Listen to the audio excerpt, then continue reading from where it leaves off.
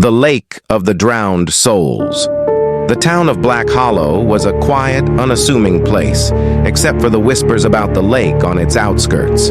Blackwater Lake, as the locals called it, was shrouded in superstition. They said the lake claimed the souls of the lost and the damned. People who ventured too close on moonless nights never returned. Or worse, they came back different. A dare turns deadly one. Stormy evening, a group of teenagers eager to prove their courage decided to visit the lake. Among them was Lily, an adventurous girl with a knack for debunking local myths. Her best friend, Mike, was hesitant but joined, fearing ridicule if he stayed behind.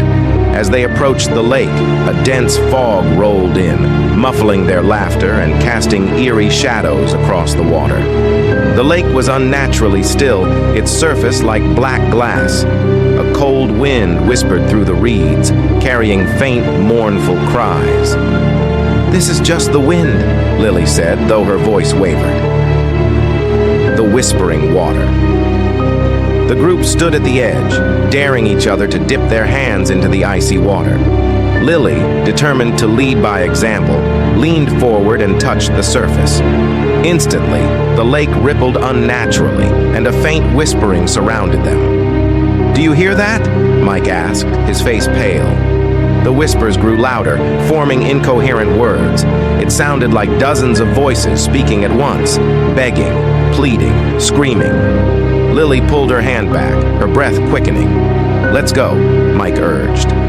But before they could move, a hand shot up from the water. It was pale, skeletal, and dripping with black slime. The group screamed as it grabbed Lily's wrist with inhuman strength. Dragged into the abyss. The hand pulled Lily into the water before anyone could react. Her screams echoed as the lake swallowed her whole. The water stilled and silence fell. "Lily!" Mike yelled, diving into the lake after her.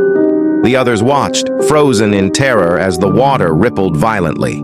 Mike resurfaced moments later, gasping for air, but Lily was nowhere to be seen. "She's gone," he whispered, his eyes wide with horror. The truth beneath.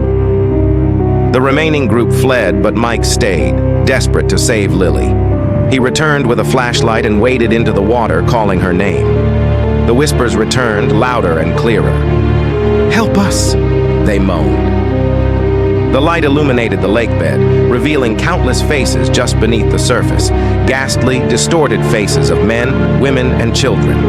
Their hollow eyes stared at him, mouths open in silent screams. Among them was Lily, her face twisted in agony.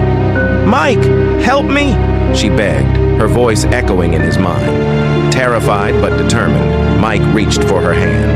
The moment their fingers touched, the other faces surged upward, clawing at him. He screamed as the souls of the drowned dragged him under. The curse unfolds. The next morning, the lake was as serene as ever. The group who fled returned with authorities, but neither Lily nor Mike was found. Only their flashlight lay at the water's edge, its light flickering weakly. In the weeks that followed, strange things happened in Black Hollow. Residents began hearing whispers at night, coming from the direction of the lake. Some claimed to see figures standing on the shore, staring at them with empty eyes. A warning left unheard. One day, a new sign appeared by the lake, nailed to a weathered tree. It read, "Beware the lake of the drowned souls. It takes what it's owed." But the warning wasn't enough. People continued to disappear, their screams echoing through the foggy nights. And the lake, dark and bottomless, waited patiently for its next victim.